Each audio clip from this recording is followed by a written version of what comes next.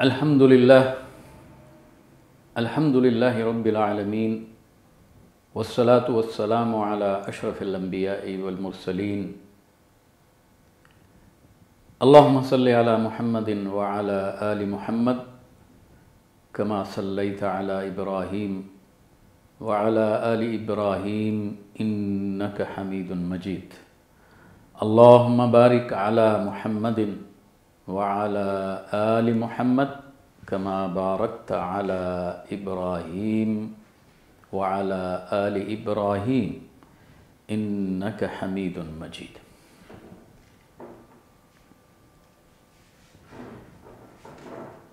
کبھی آپ نے یہ سوچا یا آپ کے ذہن میں یہ خیال آیا کہ یہ ہمارا دین جس کو ہم شریعت بھی کہتے ہیں، اس کے وہ بنیادی مآخذ کیا ہیں جہاں سے یہ دین ہم تک پہنچا ہے؟ اس سوال کا جواب ہر مسلمان کو آنا چاہیے، اور اگر اس مسلمان کو اس سوال کا جواب نہیں آتا تو اس کا مطلب یہ ہے کہ وہ غیر مسلم کو قطعاً قائل نہیں کر سکتا کہ اس کے دین کے بنیادی مآخذ کیا ہیں۔ علمی لحاظ سے ہم اس کو مصدر بھی کہہ سکتے ہیں۔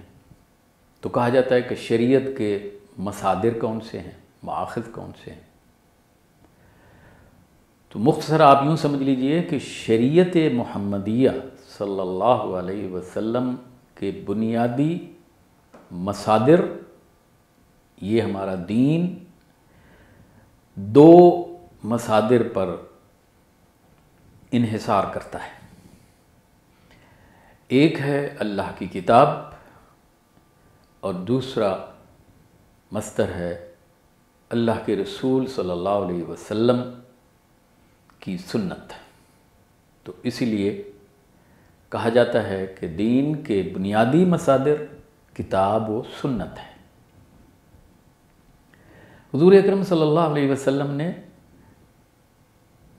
اپنے حج کے موقع پر یہی اپنی امت کو، جب آپ کے سامنے 1,00,000 سے زیادہ لوگ کھڑے آپ کا یہ خطبہ سن رہے تھے، تو آپ نے فرمایا تھا کہ لوگو، جب تک تم اللہ کی کتاب اور میری سنت کے ساتھ جڑے رہو گے تم گمراہ نہیں ہو سکتے۔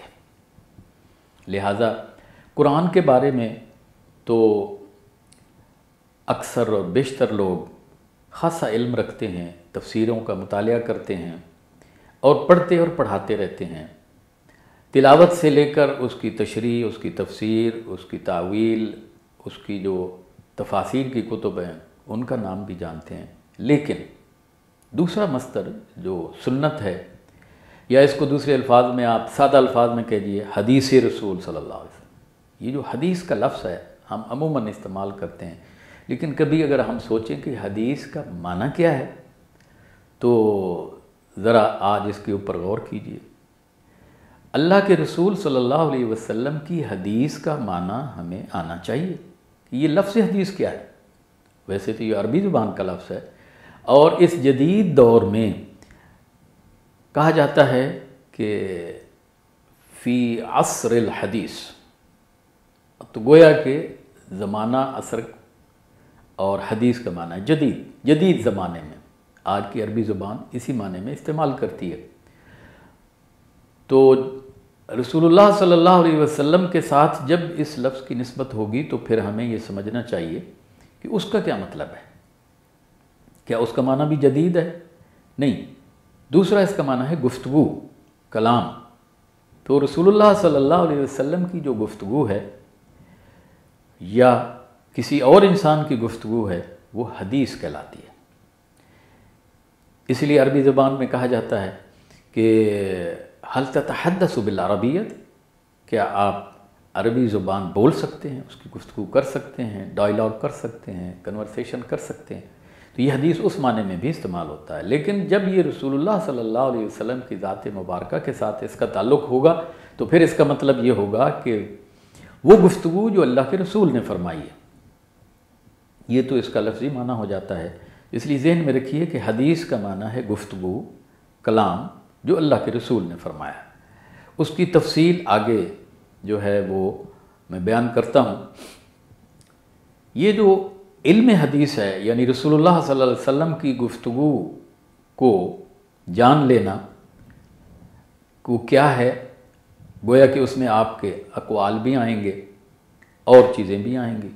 فی الحال قول تک آپ سمجھیے کہ حضور صلی اللہ علیہ وسلم کا کوئی قول جو ہے وہ حدیث ہوگا۔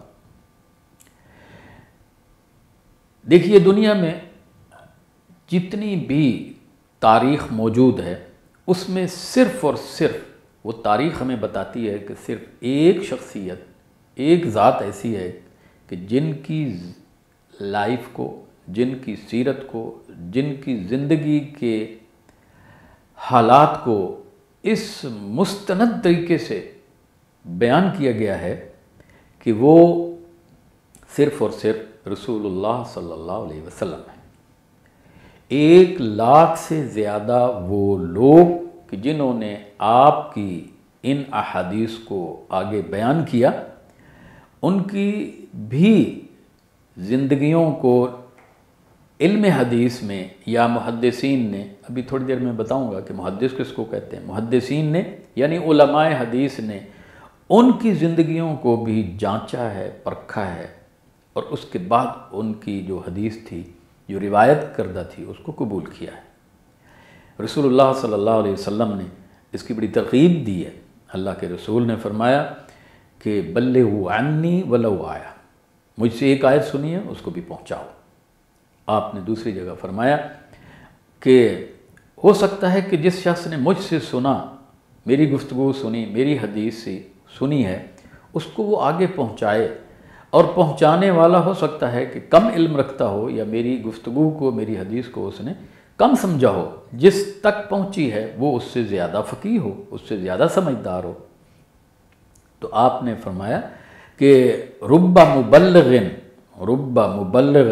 اقل من مبلغ، کہ وہ شخص جو پہنچا رہا ہے وہ ہو سکتا ہے کم سمجھدار ہو، اور جس تک پہنچی وہ اس سے زیادہ سمجھدار ہو۔ تو اس لحاظ سے یہ جو حدیث کا علم ہے یہ منتقل ہوتا رہا۔ اور دیکھیے آج کے اس دور میں بھی اور قدیم بھی کچھ لوگوں نے اس علم حدیث کے بارے میں یہ بات کی، اور وہ لوگوں کو عقلی طور پر لاجیکلی قائل کرنے کی کوشش کرتے ہیں، اور وہ یہ ہے کہ دیکھیں جی ایک جو ہے وہ رسول اللہ صلی اللہ علیہ وسلم سے ایک آدمی نے سنا، پھر اس سے دوسرے نے سنا، تیسرے نے سنا، چوتھے نے سنا، اور تیسری صدی ہجری میں جا کر حدیث جو ہے کمپائل ہوئی ہے۔ تو کیا خیال ہے کہ وہ بات اسی طرح رہ گئی ہوگی، منوان ایسی ہوگی جیسا رسول اللہ صلی اللہ علیہ وسلم نے فرمایا؟ عقل نہیں مانتی کہ بات اسی طرح رہ گئی ہو۔ لیکن یہ بیچارے اتنے کم علم ہیں کہ ان کو یہ معلوم نہیں ہے کہ جن لوگوں نے اللہ کے رسول صلی اللہ علیہ وسلم کی گفتگو کو اور احادیث کو منتقل کیا ہے ایک نسل سے دوسری نسل تک، انہوں نے جو محنت کی ہے، جو شرائط رکھی ہیں، ان کو وہ جانتے ہی نہیں۔ اور یہ علم حدیث جو ہے، اس کو آپ اس سے زیادہ کیا آپ سمجھتے ہیں کہ امام بخاری رحمۃ اللہ علیہ جو ہیں، ان کا ایک مشہور واقعہ ہے کہ وہ کشتی میں سوار تھے، علم حدیث کی تلاش میں نکلے تھے، بغداد جانا تھا، مکہ مکرمہ جانا تھا، دمشق جانا تھا، ایران جانا تھا، زاد راہ ساتھ لیتے ہیں، کشتی میں سوار ہو جاتے ہیں، اور اپنے اس ساتھی سے جو ان کے ساتھ بیٹھا تو اس کو کہہ لیں گے کہ بھائی مجھے ایک مشورہ دو۔ وہ کیا ہے کہ میں نے اتنا لمبا سفر کرنا ہے، اور میں نے جو اپنے ساتھ یہ زاد راہ لیا ہے وہ 2,000 اشرفیاں ہیں، تمہارا کیا خیال ہے کہ وہ کافی ہو جائیں؟ اس شخص نے جو بھی جواب دیا، لیکن وہی شخص تھوڑی دیر کے بعد اس نے شور مچا دیا۔ اس نے کہا لوگوں میں لٹ گیا، کیا ہوا کہ میری 2,000 اشرفیاں تھیں وہ چوری ہو گئیں۔ آپ اندازہ کیجئے کہ جس کو رازداں بنایا تھا وہی جو ہے وہ اب یہ بات کر رہا ہے۔ تو لوگوں نے کہا کہ صاحب ظاہر ہے کہ چورا اسی کشتی میں ہوگا، وہ کہیں اتر کے چلا تو نہیں گیا، کیونکہ کشتی تو چل رہی ہے پانی میں۔ تو فیصلہ یہ ہوا کہ کیوں نہ تلاشی لی جائے، اور جب لوگوں کی تلاشی لینا شروع کی گئی تو امام بخاری نے اس وقت اپنے آپ کو مخاطب کیا اور کہا بخاری تیرا سارا وہ علم جو علم حدیث رسول اللہ صلی اللہ علیہ وسلم کے اقوال اور اعمال کو علم حدیث کی شکل میں تو نے محنت کر کے جو ہے وہ اکٹھا کیا، وہ آج سارا ضائع چلا جائے گا، اس لیے کہ تیری جیب سے 2000 اشرفیاں نکل آئیں گی۔ تو انہوں نے اپنے اس علم حدیث کی خاطر وہ 2000 اشرفی جو ان کا زیادہ رہا تھا اس کو چپکے سے اس تھیلی کو اس پانی کے اندر ڈال دیا جو دریا میں تھا۔ تلاشی سب لوگوں کی لی گئی، 2000 اشرفیاں ہوتی تو نکلتی، وہ نہ نکلیں۔ لوگوں نے اسی کو کہا تم جھوٹے ہو، کسی کے پاس ہوتی تو نکل آتی۔ آپ ذرا تصور کیجئے 2000 اشرفی، ایک انسان صرف اس اللہ کے رسول صلی اللہ علیہ وسلم کے علم حدیث کی اس کو بچانے کی خاطر اپنا وہ دنیا کی قربانی دے دی، اور انہوں نے تاکہ لوگ کل جو ہیں ان کے اس حدیث کو قبول بھی تو نہیں نہ کریں گے، وہ کہیں گے اچھا امام بخاری تو چور نکلا تھا نعوذ باللہ، اس لیے انہوں نے یہ قربانی بھی دے دی۔ اس علم کو جن لوگوں نے اکٹھا کیا ہے، زندگیاں لگائی ہیں، خود امام بخاری رحمۃ اللہ علیہ جو ہیں ان کے بارے میں یہ آتا ہے، وہ نابینا تھے اور ان کی والدہ نے منت مانی تھی کہ اللہ تو اگر اس کی نظر لوٹا دے تو میں اس کو تیرے دین کے لیے وقف کر دوں۔ آئیے میں بھی، آپ بھی ذرا سوچیں، کبھی ہم نے بھی اپنے کسی بچے کو اس دین کے لیے وقف کیا ہے؟ نیت ہی کی ہو، وقف چھوڑیے، وقف کرنا پریکٹیکل تو دور کی بات ہے، نیت پہ بھی ثواب مل جاتا ہے، ہم نے تو کبھی نیت بھی نہیں کی۔ لیکن اس خاتون نے یہ، اور ایک دن کیا ہوا کہ ایک شخص آیا اور اس نے کہا کہ بی بی میں نے حضرت ابراہیم علیہ السلام کو خواب میں دیکھا ہے، اور حضرت ابراہیم علیہ السلام یہ کہتے ہیں، فرماتے ہیں کہ اللہ نے بخاری کی جو بنائی ہے وہ لوٹا دی ہے، تو وہ اپنے بیٹے کی دیکھ، تو وہ کہتی ہیں میں اٹھی اور میں نے کہا بیٹے اٹھو، میں نے اٹھایا تو وہ مجھے دیکھ رہا تھا اور میں اس کو دیکھ رہی تھی۔ اب میری باری آئی کہ میں نے تو وقف کیا اس کو، پھر اپنا سارا سرمایہ اس کے اوپر لگا دیا کہ اس کی تعلیم اس دین کی مجھے دلوانا ہے۔ اور پھر وہ بخاری کہ جنہوں نے اپنی یہ کتاب جو صحیح بخاری ہے، آج بھی تمام محدثین، تمام علماء دین اس بات پہ متفق ہیں، کوئی اختلافی مسئلہ نہیں ہے کہ قرآن کے بعد صحیح ترین جو کتاب ہے وہ صرف بخاری ہے۔ اور کمال یہ ہے کہ اللہ تعالیٰ نے جو بنائی لوٹائی تو وہ بھی اس طرح لوٹائی کہ امام بخاری رحمۃ اللہ علیہ نے مسجد نبوی میں روضہ من ریاض الجنہ میں بیٹھ کر اس بخاری کی کتابت کی ہے، اپنی کتاب کی، اور چاند کی روشنی میں کی ہے۔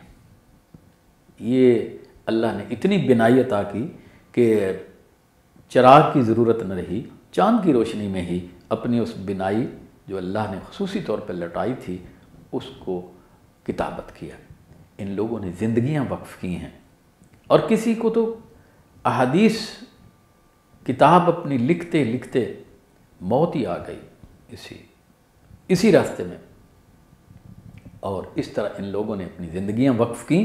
اور ایک ایک راوی جو حدیث بیان کرتا ہے، میں بھی بتاتا ہوں کیسے ہوتی ہے، راوی کیا ہوتا ہے، انہوں نے ان کی زندگیوں کو بھی چھان پھٹک کیا ہے کہ کہیں کوئی جھول تو نہیں۔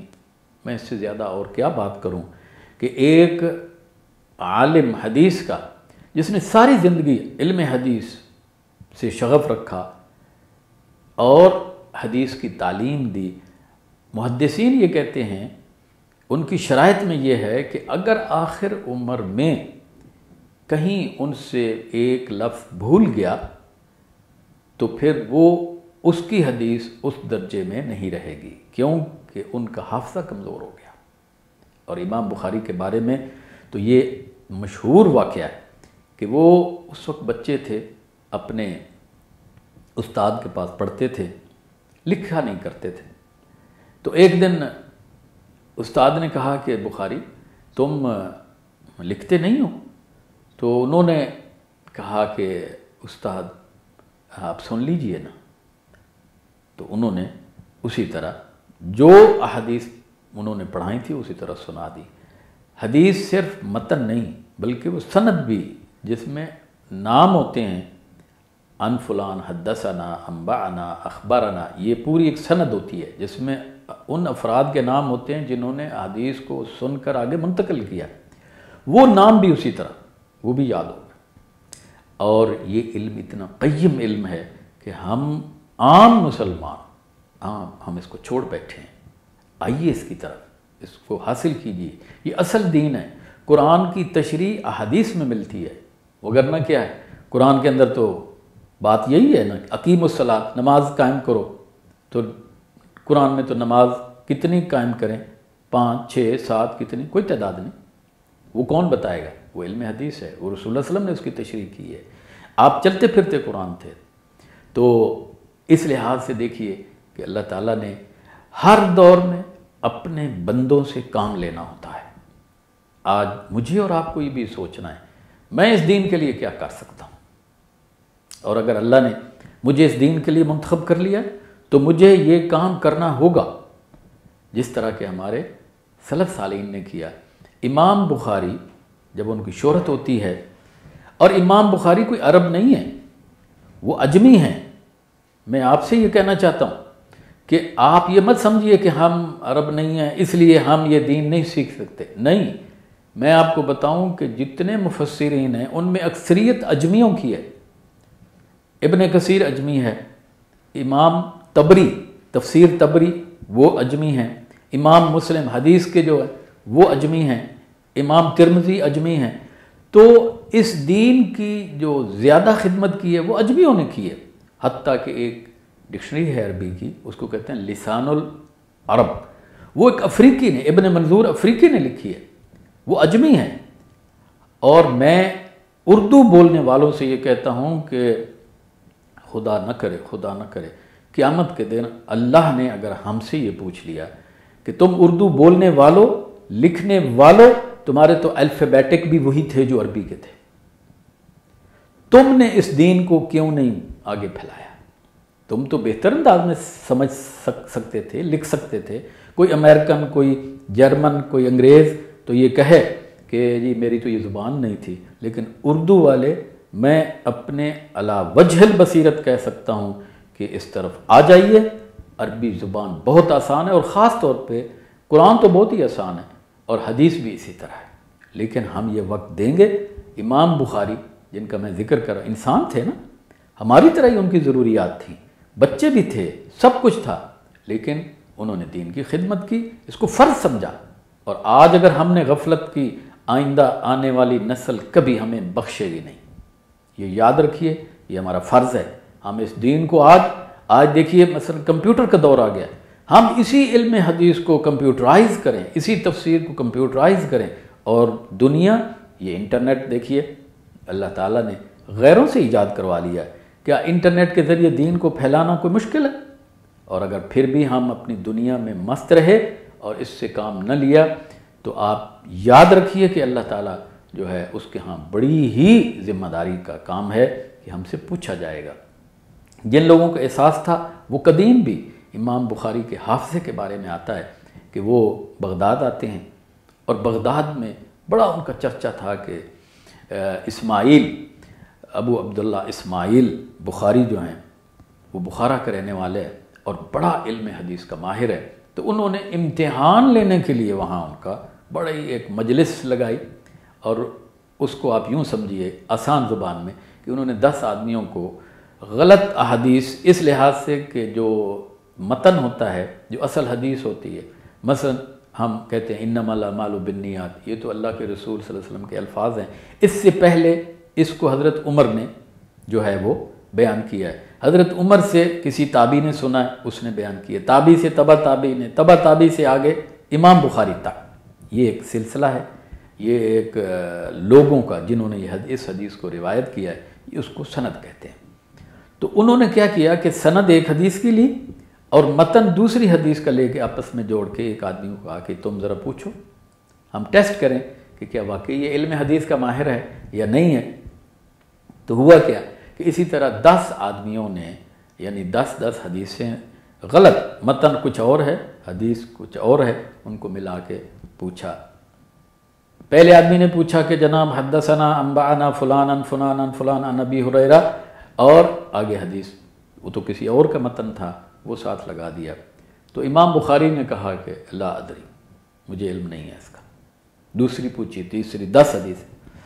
اب آپ دیکھیں کہ اتنا بڑے بڑے علماء وہاں موجود تھے اور شہرت تو پہنچی ہوئی تھی، تو وہ کہنے لگے کہ یہ ہر حدیث کے بارے میں امام بخاری کہتا ہے کہ لا ادری لا ادری، مجھے علم نہیں ہے، تو اس کا مطلب ہے کہ نعوذ باللہ یہ تو جاہل ہے، اس کو تو کچھ پتہ نہیں، ہم نے ایسے ہی اس کی شہرت سنی تھی۔ لیکن آپ تھوڑا ہی دیکھیے، ذرا غور کیجئے کہ جو ہی یہ 10 آدمی مکمل ہو گئے، کہا بھئی کسی اور نے کوئی سوال کرنا، انہوں نے کہا پہلے کون سا جواب دے دیا کسی کا، کہ اب اور کی بات کرتے ہیں۔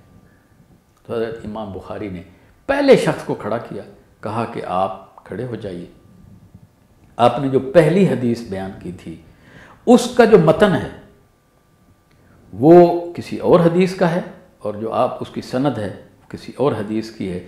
اور تیسرے آدمی کو کھڑا کیا کہ آپ کھڑے ہو جائیے، آپ کی جو چوتھی حدیث جو آپ نے بیان کی ہے اس کی سند اس کے ساتھ لگا لیں، اور آپ اپنا متن اس کی فلاں حدیث کے ساتھ لگا لیں، تو یہ حدیث ٹھیک ہو جائے گی۔ 100 حدیث کو جو غلط ان لوگوں نے اس وقت پڑھی تھیں ان کے سامنے، وہ بھی امام بخاری کو یاد اسی وقت ہو گئی۔ اللہ تعالیٰ نے کام لینا تھا، اللہ نے ان کو گویا کہ کمپیوٹر دیا تھا۔ آج کا کمپیوٹر یہی کام کر رہا ہے، لیکن ہم اس کو یوز نہیں کر رہے۔ امام بخاری نے اپنے کمپیوٹر کو استعمال کیا، اس اللہ کی جو دی ہوئی ذہانت تھی اس کو استعمال کیا، اور 10 آدمیوں کو 100 احادیث ٹھیک کر کے بتا دی کہ یہ اس طرح ہے۔ تو لوگ مان گئے، اور جتنی انہوں نے جد و جہد کی، امام بخاری یمن جاتے ہیں اور وہاں انہوں نے سنا کہ ایک آدمی جو ہے اس کے پاس ایک حدیث ہے، حدیث رسول صلی اللہ علیہ وسلم۔ وہاں پہنچتے ہیں، وہاں دیکھتے ہیں کہ ایک آدمی جو ہے وہ اپنے گھوڑے کو پکڑنا چاہتا ہے، اور اس کے پاس چھاج ہے۔ وہ پرانے زمانے میں گندم یا جو ان کو چھڑنے کے لیے، صاف کرنے کے لیے چھاج بناتے تھے، اب تو وہ ختم ہو گیا سسٹم۔ اس کے اندر اس نے کنکریاں ڈال رکھی اور وہ آواز پیدا کر رہا ہے، گھوڑا اس کا جو ہے اس آواز پہ اس کے قریب آتا ہے، اور امام بخاری وہاں پہنچ جاتے ہیں۔ وہ یہ دیکھتے ہیں کہ اس کی چھاج میں تو نہ جو ہیں، اس کے چھاج میں نہ گندم ہے، تو وہ وہیں سے پلٹ جاتے ہیں۔ وہ شخص بلاتا ہے کہ جناب آپ مسافر مجھے لگتے ہیں، سفر کر کے بخارا سے یمن کا سفر آپ تصور کیجئے کتنا مشکل کام ہے اس دور میں۔ یہ 5000 کلومیٹر بنتا ہے، آپ تصور کر سکتے ہیں ایک آدمی صرف ایک حدیث حاصل کرنے کے لیے، اس لیے کہ یہ ذمہ داری ہے کہ اگر یہ حدیث میں نے اللہ کے رسول کی محفوظ نہ کی، قیامت کو اللہ کے رسول ہی مجھے معاف نہیں کریں گے۔ تو اس لیے وہاں پہنچے، اس نے کہا آپ واپس کیوں جا رہے ہیں؟ کہا میں اس لیے آیا تھا، میں نے سنا تھا کہ آپ کے پاس جو ہے وہ اللہ کے رسول صلی اللہ علیہ وسلم کی ایک حدیث ہے، میں چاہتا تھا کہ وہ آپ سے حاصل کروں، لیکن میں نے بھی دیکھا کہ آپ ایک جانور کو دھوکہ دے رہے ہیں، اس لیے میں اب یہ حدیث آپ سے نہیں لینا چاہتا۔